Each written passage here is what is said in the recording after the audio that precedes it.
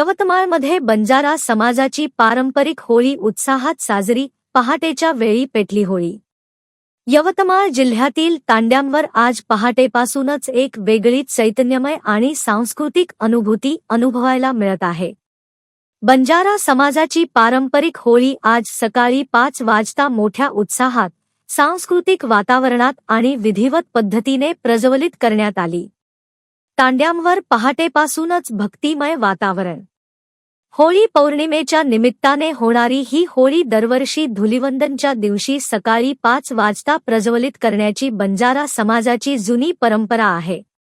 आज पहाटे तांड्यांवरील ज्येष्ठ मंडळी आणि समाजबांधव एकत्र आले होते। नाईक, कारभारी आणि इतर पदाधिकाऱ्यांच्या उपस्थितीत पारंपरिक विधी करत होळी पेटवण्यात आली। डफड्याच्या तालावर नृत्याचा ठेका।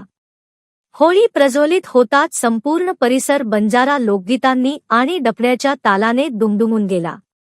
पारंपरिक वेशभूषेत पुरुष होळीभोवती फेया मारताना दिसत होते।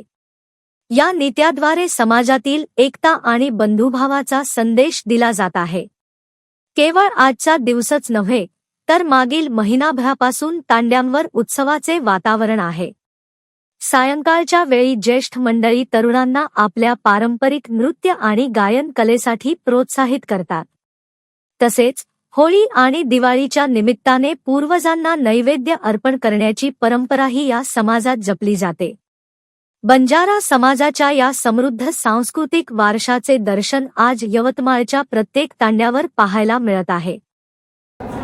होळी हा सण आम्ही दरवर्षी साजरा करीत असतो। आमच्या समाजामध्ये पुढील जनतेने साजरा केलेला आहे। सेवादास महाराजांनी, सती सामंतदादा, संत रामराव महाराज, ही परंपरा आम्ही सुद्धा चालू केलेली आहे। या होळीचं महत्त्व म्हणजे जे आमच्या समाजामध्ये द्वेषभाव आहे, एकमेकाविरुद्ध जे कपट भावना आहे, एकमेकाविरुद्ध जे वेगवेगळे विचार आहेत, ते सर्व विचार आम्हाला होळी मातेमध्ये अर्पण करून होळी मातेला एक विनंती करतो की हे माते आम्हाला एक चांगले विचार द्या आणि जो हे होळी सण आहे हे परंपरा चालू राहतील आणि चालू राहणार।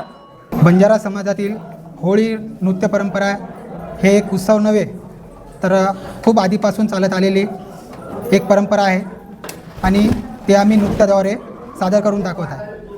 अनेक भागामध्ये लोक वेगवेगळ्या प्रकारे नृत्य सादर करतात आणि होळी हा सण मोठ्या उत्साहाने साजरा करतात। एकमेकांना प्रश्न विचारतात, एक गट प्रश्न विचारतो तर दुसरा उत्तर देतो।